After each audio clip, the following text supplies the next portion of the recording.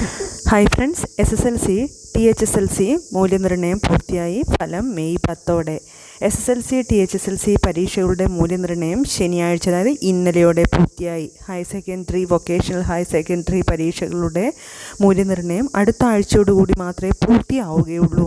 May ആദ്യവാരം SSLC ഫലം പ്രസിദ്ധീകരിക്കാനാവുമെന്നാണ് വിലയിരുത്തൽ.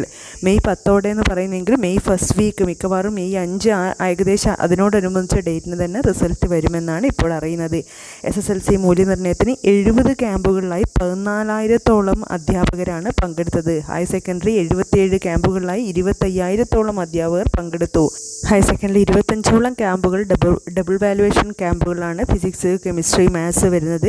മിക്കവാറും ഹയർ സെക്കൻഡറി +2 എല്ലാം കംപ്ലീറ്റ് ആയി. +1-ൻ്റേതും ഈ ശനിയാഴ്ച ഇന്നലെയോടുകൂടി മിക്കവാറും ക്യാമ്പുകൾ കംപ്ലീറ്റ് ആയിട്ടുണ്ട്. കുറച്ച് മാത്രമേ ബാക്കിയുള്ളൂ. ഈ വർഷം പ്രതീക്ഷിച്ചതിനും വേഗത്തിലാണ് മൂല്യനിർണ്ണയം പൂർത്തിയായത്.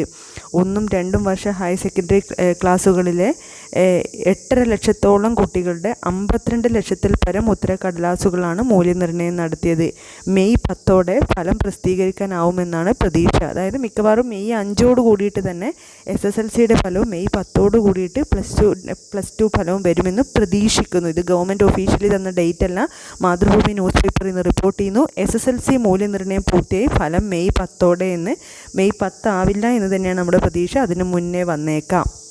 മെയ് 10 ആകുമ്പോഴേക്കും +2 ഫലവും വരുമെന്നാണ് പ്രതീക്ഷിക്കുന്നത്. എന്തായാലും നല്ലൊരു റിസൾട്ടിനായി കാത്തിരിക്കാം, പ്രാർത്ഥിക്കാം. Wish you all the best.